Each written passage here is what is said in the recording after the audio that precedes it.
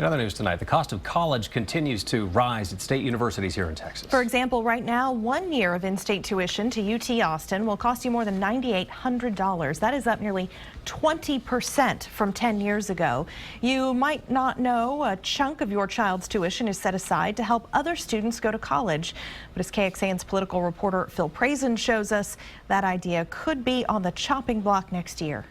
Junior Bruce Cunningham admits he has it easy compared to his peers. He'll only take out student loans his senior year, putting him $9,000 in debt. So I think they're kind of a necessary evil with the way it's set up now. I think in the end it ends up hurting a lot of people. He's one in a generation that's racked up more than $1 trillion in debt. It's grabbed the attention of the Texas Senate, standing next to charts showing a 147% rise in tuition since 2003. Lieutenant Governor Dan Patrick voiced frustration. People did not send us here to Austin to allow our universities to raise tuitions 5 times higher than their salaries. He said Tuesday that the Senate will try to tie funding to university performance and get rid of the tuition set-aside program.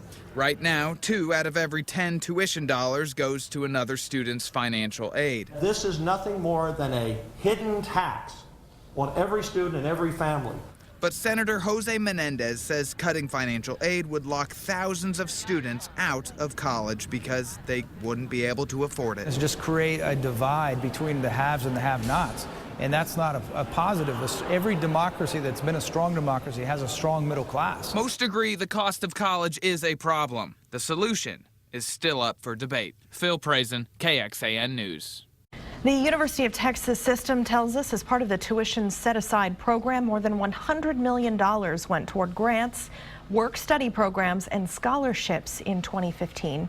While some people want elected officials to regulate tuition, others point out that might not lead to lower costs. State leaders set tuition until 2003 when they gave that power over to the universities.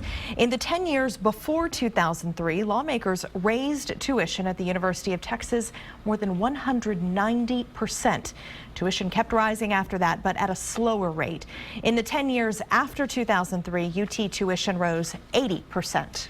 Lawmakers also brought up massive pay raises universities offered this year. UT Systems CEO for University Oil Lands received a $425,000 one-year increase. That's a 40% raise.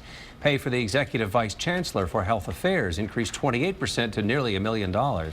And Chancellor of the UT Systems, Admiral Bill McRaven, would not talk to us today on camera, said he had to rush off to a meeting. But in a Senate committee hearing today, he told lawmakers these raises were part of performance agreements that were years in the making.